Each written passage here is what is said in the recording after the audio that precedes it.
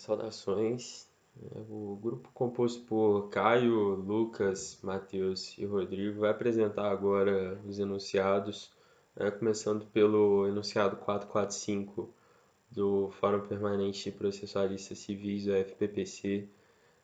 Uma breve leitura do enunciado, ele dispõe que o fiador judicial também pode ser sujeito passivo da execução. E logo de cara a gente percebe que o tema é a legitimidade no artigo 779 do Código de Processo Civil de 2015, do qual a gente pode depreender que o legislador elencou uma série de 6 incisos sobre as possibilidades taxativas quanto às figuras que se colocam no polo passivo das ações de execução em geral. Dessa forma, o enunciado ele vem trabalhar a questão da possibilidade de que o fiador judicial ele possa ingressar no seu polo passivo, né, como um executado nas ações de execução.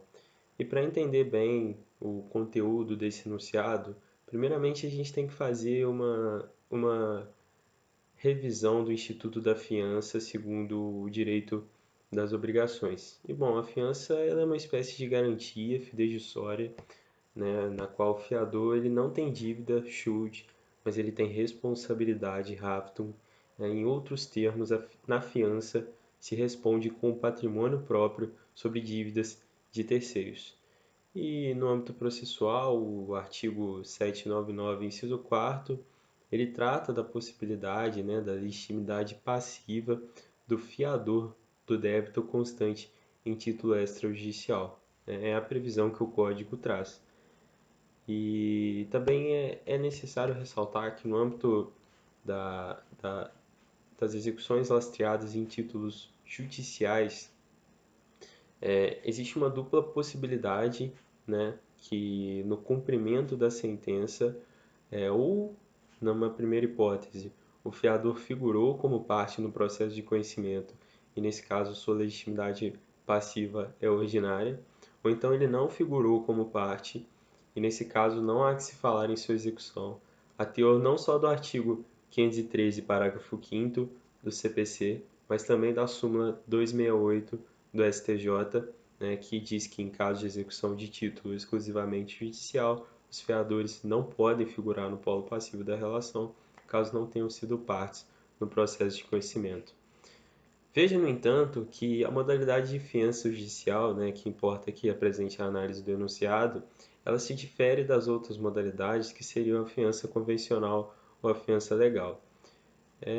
Em linhas bastante breves, né, aqui nessa exposição, o professor Araquém de Assis define a fiança como uma garantia prestada por terceiro, a fiança judicial como uma garantia prestada por terceiro, ordinariamente por termo nos autos, em favor de uma das partes do processo ou algum interveniente, tendo por objeto a obrigação decorrente do processo. Não, exemplos de garantias processuais por eventual fiança judicial, elas estão localizadas, né, no artigo 533, parágrafo 2º e 895, parágrafo 1º. Entretanto, nunca constará do título executivo o fiador judicial como devedor, mas, como já salientado, poderá ser executado em razão da garantia, né, que foi prestada.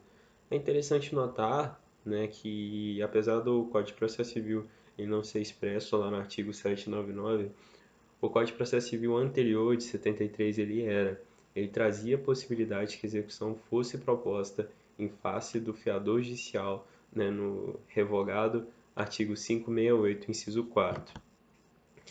Veja que a gente concorda, né, o grupo, de uma forma geral, depois de ter debatido o tema, concorda. Nós achamos que, do ponto de vista pragmático do exequente que quer receber sua dívida, tem que ser possível que o fiador judicial participe da execução no polo passivo, né, conforme anunciado. Inclusive, a gente acha que, caso haja ilegitimidade do fiador judicial, isso fica sob pena de esvaziamento do instituto jurídico da fiança judicial.